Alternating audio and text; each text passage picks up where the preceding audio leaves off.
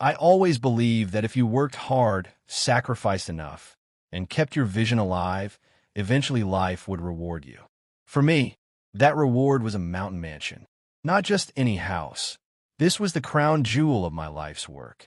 Glass walls reflecting sunrise, timber beams that stretched into the clouds, a private road curling down into the valley.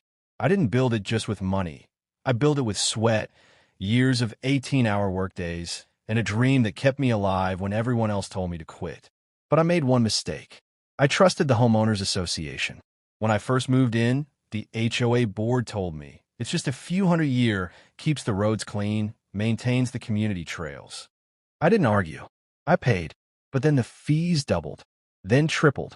Then came special assessments, charges with no explanation. I asked for proof. They sneered. I demanded records. They refused. Finally, I said the words they will never forgive. I'm not paying another dime until you show me where it goes. Weeks later, I woke up to thunder, but it wasn't the weather. It was bulldozers. The HOA had declared my property abandoned over unpaid fees. No court order, no safe, just them and their hire machines. They crushed the mansion I had spent my life building. The glass exploded like gunfire, beams snapped like bones, and my dreams came down in clouds of dust. I stood in silence, fists bleeding from gripping too hard, watching strangers laugh as they tore apart everything I loved. They thought I'd crawl away. They thought I'd break. They thought I'd disappear. Instead, I rebuilt stronger than before. But not just my house. I rebuilt my plan. I spent 2 years studying every law, every loophole, every hidden statute that HOAs never wanted people to read. I found corruption so deep it wasn't just illegal. It was criminal. Money laundering, embezzlement, secret land grabs. And then I started filing. Not one lawsuit. Not 10.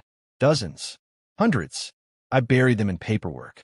I sent evidence to the state attorney general, the IRS, and every news outlet that still believed in truth. The HOA laughed at first. Then they stopped laughing when indictments arrived. They stopped laughing when bank accounts froze.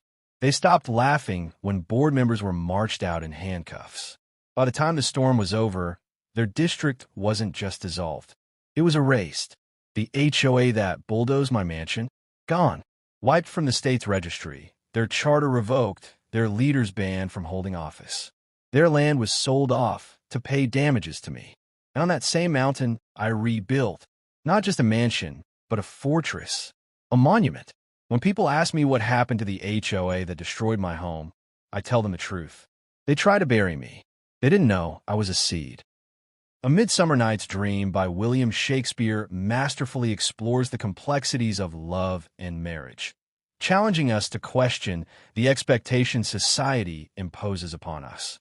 Through its witty dialogue and enchanting plot, the play reveals that while marriage can seem limiting and fraught with difficulty, it ultimately offers the promise of fulfillment and true partnership.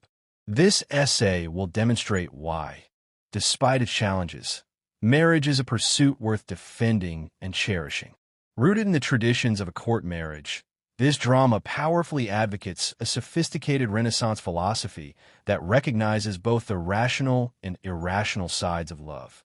Shakespeare compels us to confront the unjust disparities imposed on men and women. Hermia's brave defiance of her father Aegis's wishes, as she pursues autonomy and true love over mere societal obligation, is a stirring call to value genuine emotion and personal agency above outdated conventions. Conversely, men are generally afforded a broader range of achievements and aspirations. They are encouraged to pursue careers, adventures, and personal accomplishments that can lead to social recognition. Demetrius, for instance, initially pursues Hermia out of a sense of entitlement, thinking he can claim her because that is what society expects of her. Another example is the marriage of Theseus and Hippolyta. Their relationship is rooted in conquest and power dynamics, which reflect the expectations of a hierarchical society. Theseus, as the Duke of Athens, represents a figure that signifies his authority, and his marriage to the conquered queen Hippolyta suggests that marriage can also be about control